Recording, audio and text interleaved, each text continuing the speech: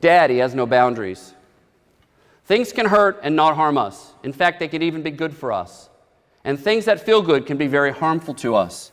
I was quite blown away when my son Landon, at about an 8-year-old, went to a friend's house.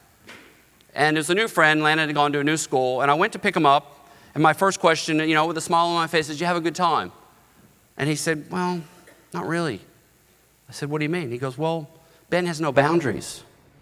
Those were his exact words. And I'm kind of like, what do you mean? So I drove over to a park, pulled over, we got out, we sat in the park and talked to each other. I said, "What do you mean?" He goes, "Well, Ben wasn't nice to his family. He wasn't nice to his parents at all. He was talking back to them, and when they told him things to do, he just ignored them, and it wasn't really nice being with him." We obviously talked about the positive things as well. I always try to get the positive out of the experience. But everyone needs boundaries.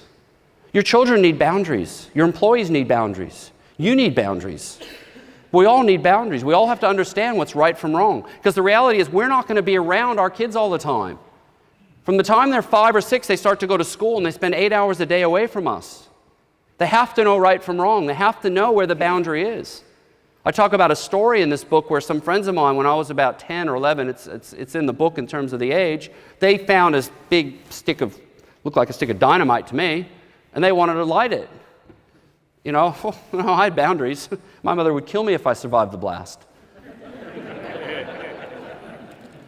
And I tried to talk them out of it, tried to show wisdom. They told me to get stuffed. In American, I guess we didn't use those terms. I left, they blew themselves up. Both ended up in the hospital, lit the house on fire, all sorts of things. It was a quarter stick of dynamite. I knew boundaries. They didn't have boundaries. Right? You have to have boundaries. You have to understand what's right from wrong. Your children have to know, and those boundaries increase, but they have to know what they are. So you, when you're not with your children, can have a sense of satisfaction that they know to do the right thing. There's a lot of pressure. There's a lot of peer pressure. Can they handle that? Do they know right from wrong? Do they know when to say no? Because you're not going to be around them. And when they're teenagers, you're going to be around them even less.